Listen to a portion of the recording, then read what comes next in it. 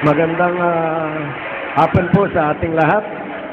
Sa ngalan po ng munisipyo ng Guagua, ako po si Mayor Rick Rivera at ang aking Vice Mayor Tonton Tuanyo narito po.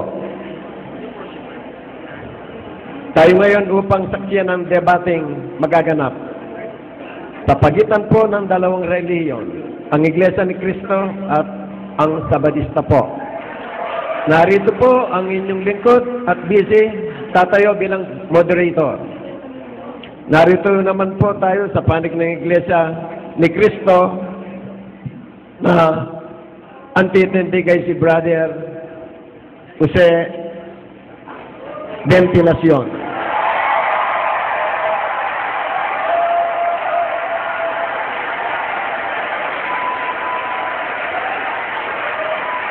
At ang tatayo naman po sa panig ng Sabadista ay si Brother Richard Thompson.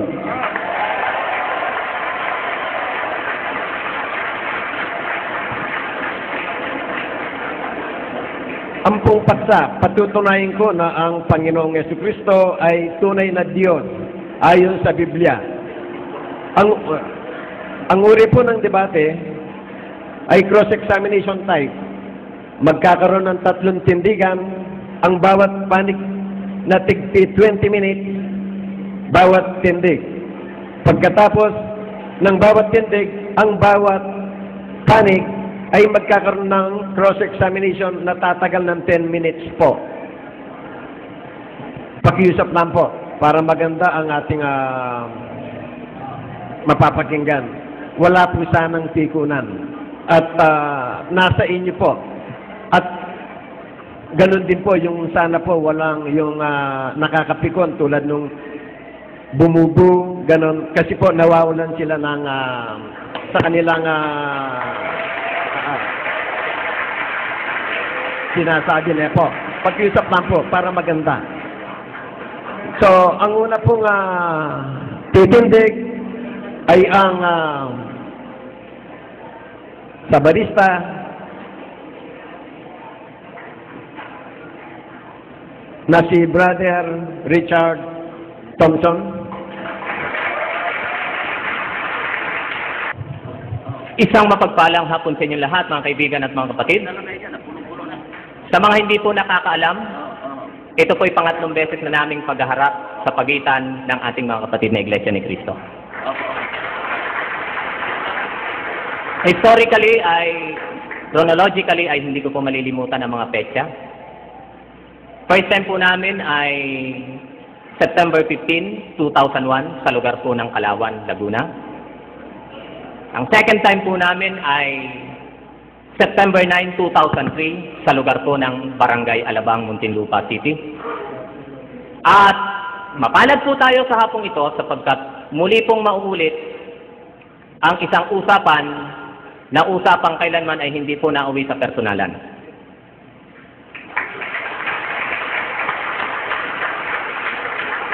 Sa totoo lang, sa aking mga kausap, lalong-lalo na po kay Caramil ay, alam niyo po yung paminsan-minsan tumatawag ako sa kanya sa Central at parang nag-uusap kami na walang namamagitan sa amin ano paman. Okay? Kaya ngayon po sa hapong ito, ay nandito po kami hindi para magpatalinuhan, hindi para magpataasa ng kalaman, kundi para i-resolve ang isang tema na sa pagitan ng ating mga kapatid na Iglesia ni Cristo at ng mga kapatid na Seventh-day Adventist o kilala sa mga bansag na Sabadista, ay i-resolve po namin ang temang patungkol sa kung ano nga ba ang tunay na kalagayan ng ating Panginoong Jesucristo. Sa panig po naming mga Seventh-day Adventist, patutunayan ko po, nasa akin ang bigat ng pagpapatunay patungkol sa paksang napagkasunduan. Pero bago po yun, ako po ay nagpapasalamat sa napakaraming mga kaibigan, mga kapatid na pumunta rito. Kung hindi po kayo pumunta rito, hindi po magiging matagumpay ng ganito ang ating gagawing pag-uusap. At kung hindi po ako nagkakamali, lalong-lalo na sa panig namin, as far as Sorsogon City, ay meron pong mga kapatid na pumarito para lang sa usapang ito. Meron din pong galing ng Pangasinan, Tarlac, At ang mga personal kong in-invite yung mga taga Bulacan, yung mga nakayelo dyan. Okay? Salamat po sa inyong pagdalo. Ngayon po, ako'y magpapasimula sa aking paksang sinang-ayunan. Patutunayan ko na ang ating Panginoong Jesucristo ay tunay na Diyos. Ayon sa Biblia at makakagamit ng mga referensya. Okay. Akin pong pasisimulan ang aking pagpapatunay at ako po'y babasa ng talata. Mga talata po na matatagpuan sa aklat ng Jeremias. Sa aklat po ng Jeremias, Kapitulo 10. Ang talata po ay 11 o talatang 10 hanggang 12. Ito po ang ating mababasa. Ako po ay bumabasa sa saling easy to read version. Sabi po dito ganito. But the Lord is the only true God. He is the only God who is truly alive. He is the King that rules forever. The earth shakes when God's angry. The people of the nation can't stop His anger. The Lord says, tell this message to those people. Those false gods did not make heaven and earth, and those false gods will destroy and disappear from heaven. So dito pinapakilala po ng tunay na Diyos na siya po ay hari at siya'y manlilikha. At ang sabi niya, yung mga hindi tunay na Diyos o mga faking Diyos ay mga lilipol ng lahat. At sa talatang 12 ang sabi po rito, God is the one who used His power and made the earth. Siguro naman po, wala na tayong pag-uusapan kung tunay nga ba o peking Diyos yung lumikha ng langit at ng lupa. Alam na natin yon. Nang lumikha ng langit at lupa ay walang iba, kundi ang tunay na Diyos. At ang sabi niya rito, God uses wisdom and built the world with His understanding. God stretched out the sky over the earth. Mga kapatid, ang isa po sa katangian ng tunay na Diyos, siya po ay manlilikha.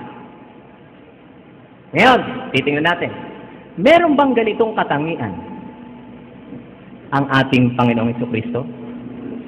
Tinawag ba ng Biblia ng ating Panginoong Jesucristo ay isang manlilikha? Patutunayan ko po yan sa pamagitan ng pagbabasa ng iba't ibang mga versions ng banal na kasulatan. Una po, gagamitin ko po ang talata sa Juan 1. Okay?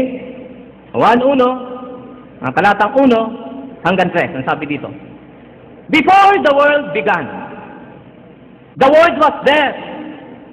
The Word was there with God. The Word was God. He was there with God in the beginning. All things were made through Him. Nothing was made without Him. Ano po ang sabi dito? Lahat daw po ng mga nalikha ay hindi nalikha kung wala ang salitang ito. Which is, kung sino yung salita, mahihiramin po akong isang talata. Yun pong tali ng salita ng buhay. Pwede po bang yung sound system, mukhang umuugong po. Okay? Ang sabi po rito, para malaman natin kung sino yung salita na yon,